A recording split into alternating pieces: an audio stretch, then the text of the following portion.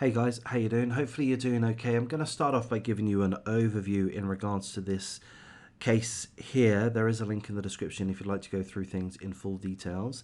It's in regards to yet another mass shooting, this time in Philadelphia. This happened at around 11:30 p.m. on Saturday evening.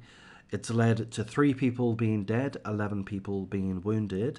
If you're familiar with this case, if you've read through an article or you've seen another video in regards to this, well then there's perhaps no need to watch this video. This is perhaps most suitable for those that aren't yet familiar with the case. So as I say, this happened around 11:30 p.m. Saturday evening in Philadelphia in what's regarded as an entertainment and tourist district, a nice pleasant area to go and have some fun, and it's ended up being a scene of carnage. It's reported that there were multiple shooters and that they were shooting into a crowd, possibly following a physical altercation. 3 people are dead, 3 people have died, 11 others have been injured. It's believed that at least one of the dead and one of the injured are or were the shooters involved. 2 innocent bystanders are believed to have been killed in this mass shooting. None of the details of the deceased people have been disclosed at this point in time. Police were in the area. They're stationed in South Street, and they heard gunshots. They saw several civilians suffering from gunshot wounds, lying on the sidewalk and in the street. The police naturally began rendering first aid. It's believed that up to 5 guns were used by the shooters, and the article tells us that it's possible that a physical altercation occurred. One of the gunmen was shot by police, but they escaped. Another was shot and died at the scene, or they believe that one of the people that died is likely one of the shooters.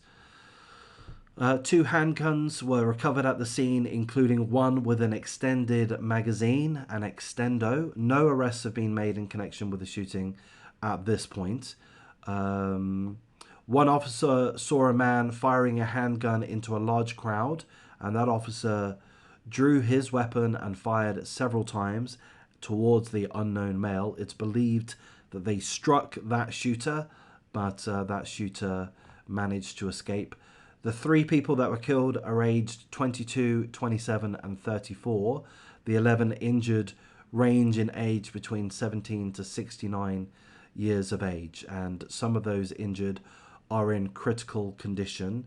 We don't have any further information in that regard. It's also mentioned within the article that several shootings occurred within this area or thereabouts on the same evening, Saturday evening.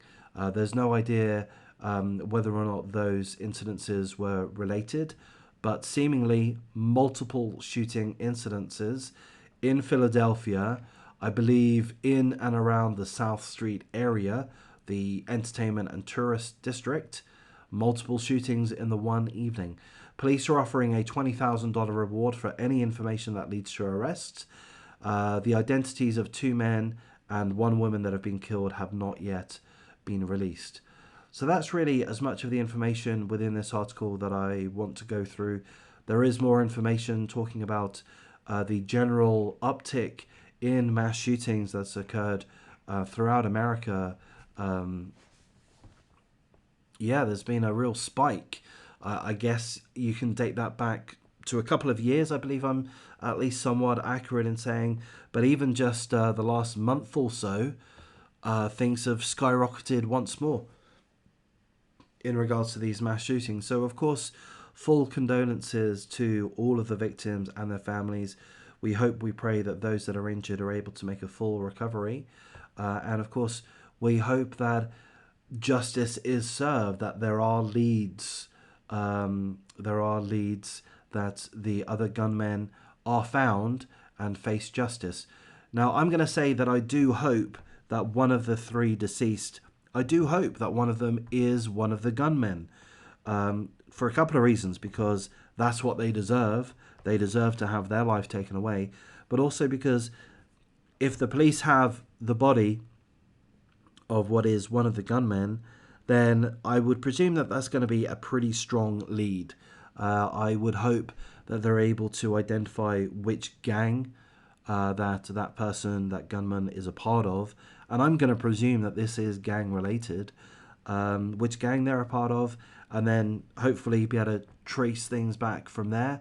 And I believe that the police ought to be allowed a lot of leeway to lean on these gang members to really do what they need to do in regards to apprehending the offenders in this specific case, but also really to just shut the gangs down.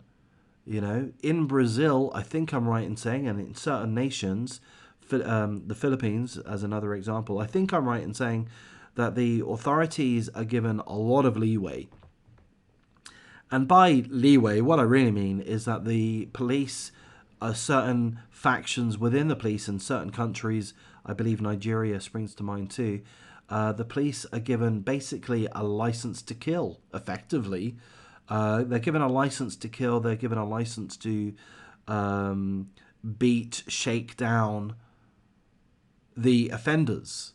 When the gangs get too strong, too powerful, too prevalent, when the gangs' violence spills out into the public too much, then a lot of countries have granted their police, and certainly factions within the police, to do whatever is felt necessary to end the grotesque gang violence which spills out and leads to the killing of innocent people.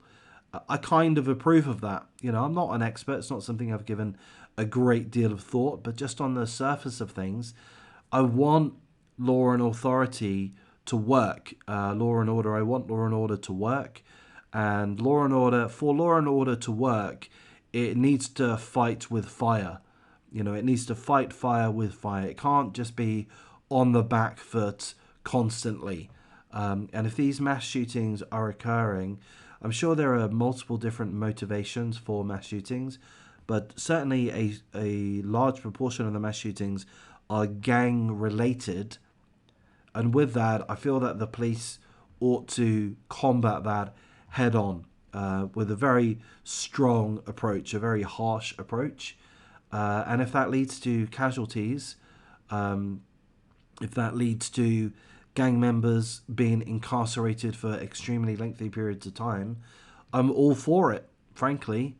As much as I like listening to hip-hop, as much as I like listening to Lil Durk and Pooh Shiesty and these other guys, there's clearly gross, I'll say toxicity, but it's too weak of a word. There's clearly gross toxicity within gangs. If they just want to deal drugs amongst themselves and kill each other, fine, let them have it, you know, do whatever you want to do. But when it starts spilling out into greater society and disrupts entire cities, entire districts, so this is an entertainment area. They have nightclubs, people go out, they have a good time. Tens of thousands of people a weekend, hundreds of thousands will go to an area like this in really any city you care to mention to have a good time. They don't want to be going there and worrying about whether or not they're going to be shot. They don't want to go there and realize that their best friend has been shot and killed by some gangbanger. So this is having too much of a negative impact, and I would like law and order to be granted permission to do whatever the fuck they need to do. I'm going to wrap things up here at this point. Hopefully my waffle hasn't been too boring. I'm going to make a few more videos throughout the rest of the day, so stick around, like, comment, subscribe, and thank you for your time.